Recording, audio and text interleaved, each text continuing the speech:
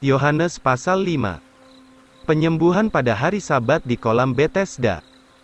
Ayat 1, sesudah itu ada hari raya orang Yahudi, maka naiklah Yesus ke Yerusalem.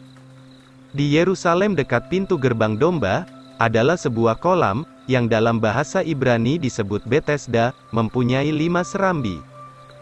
Di sini berbaring amat banyak orang sakit, buta, timpang dan lumpuh, yang menantikan guncangan air kolam itu.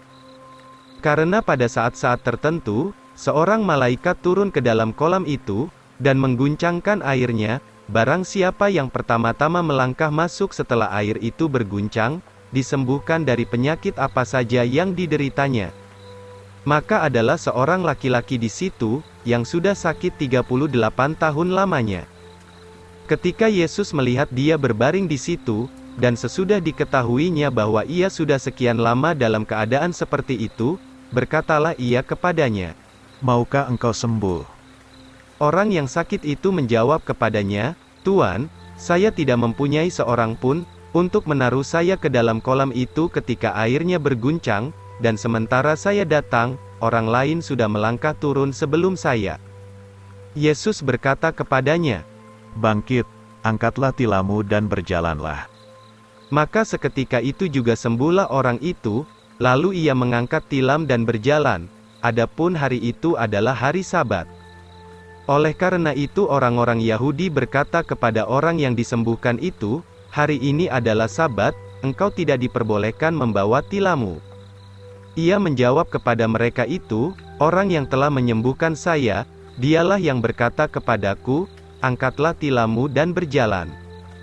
Lalu mereka bertanya kepadanya, "Siapakah orang yang mengatakan kepadamu, 'Angkatlah tilammu dan berjalan'?" Tetapi orang yang disembuhkan itu tidak mengetahui siapa dia itu, sebab Yesus telah mengundurkan dirinya, dan di tempat itu ada banyak orang. Kemudian daripada itu Yesus menemukan dia di dalam bait Allah, dan berkata kepadanya, "Lihat, engkau telah sembuh, jangan berdosa lagi, supaya jangan hal yang lebih buruk datang ke atasmu." Orang Yahudi hendak membunuh Yesus. Ayat 15, orang itu pergi dan memberitahu orang-orang Yahudi, bahwa Yesuslah yang telah menyembuhkan dia. Maka sebab itulah orang-orang Yahudi menganiaya Yesus, dan berusaha untuk membunuhnya, sebab ia melakukan segala hal ini pada hari Sabat. Tetapi Yesus menjawab mereka, "Bapa-Ku bekerja hingga sekarang ini, dan aku pun bekerja juga."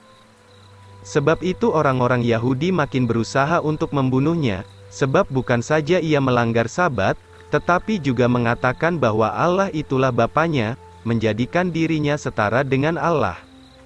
Kesaksian Yesus tentang dirinya. Ayat 19, kemudian Yesus menjawab dan berkata kepada mereka, "Sesungguh-sungguhnya, aku berkata kepadamu, putra itu tidak sanggup berbuat apapun dari dirinya sendiri, tetapi ia melihat apa yang diperbuat Bapa, karena apa saja yang diperbuat Bapa, itu juga yang diperbuat putra itu dengan cara yang sama. Karena Bapa mengasihi putra itu, dan menunjukkan kepadanya segala sesuatu yang diperbuatnya sendiri, dan ia akan menunjukkan kepadanya pekerjaan-pekerjaan yang lebih besar daripada ini, supaya kamu pun heran.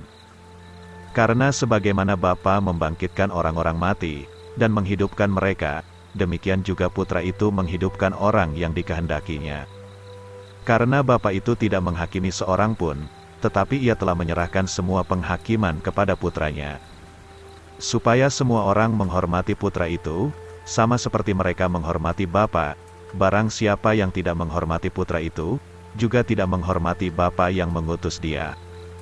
Sesungguh-sungguhnya aku berkata kepadamu, barang siapa yang mendengar perkataanku, dan percaya kepada dia yang mengutus aku, ia mempunyai hidup yang kekal dan tidak masuk ke dalam hukuman, tetapi sudah pindah dari mati kepada hidup. Sesungguh-sungguhnya aku berkata kepadamu, waktunya akan tiba, dan sekaranglah, apabila orang-orang mati akan mendengar suara Putra Allah, maka mereka yang mendengarnya akan hidup.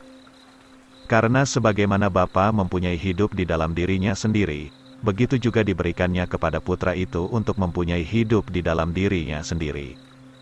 Dan telah diberikan kepadanya wewenang untuk melaksanakan hukuman, sebab dialah Putra Manusia.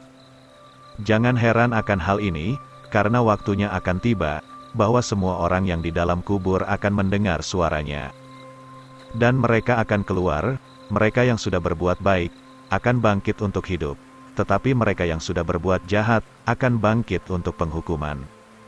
Aku tidak sanggup berbuat apapun dari diriku sendiri. Aku menghakimi sebagaimana yang aku dengar, dan penghakimanku itu adil, sebab aku tidak mencari kehendakku sendiri, melainkan kehendak Bapa yang sudah mengutus aku. Jikalau aku memberi kesaksian tentang diriku sendiri, kesaksianku itu tidak benar.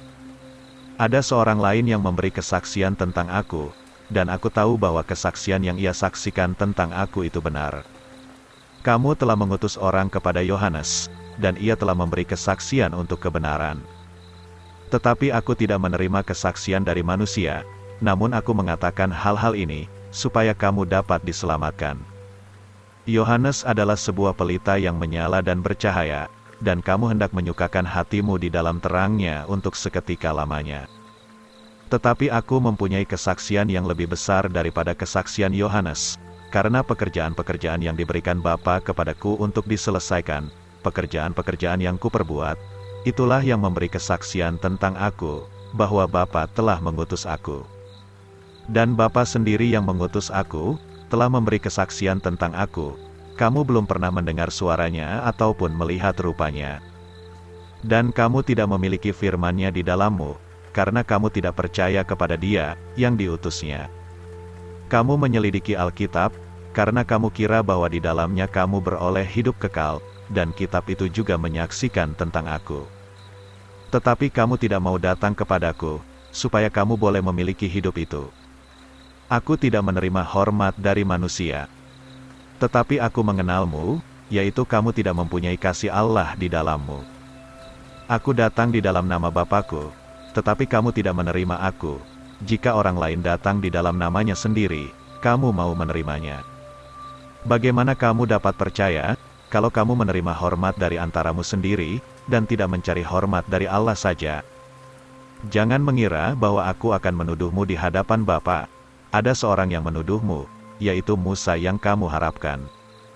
Karena jikalau kamu percaya kepada Musa, kamu akan percaya juga kepadaku, karena ia menulis tentang aku. Tetapi jikalau kamu tidak percaya akan tulisannya, bagaimana kamu dapat percaya akan perkataanku?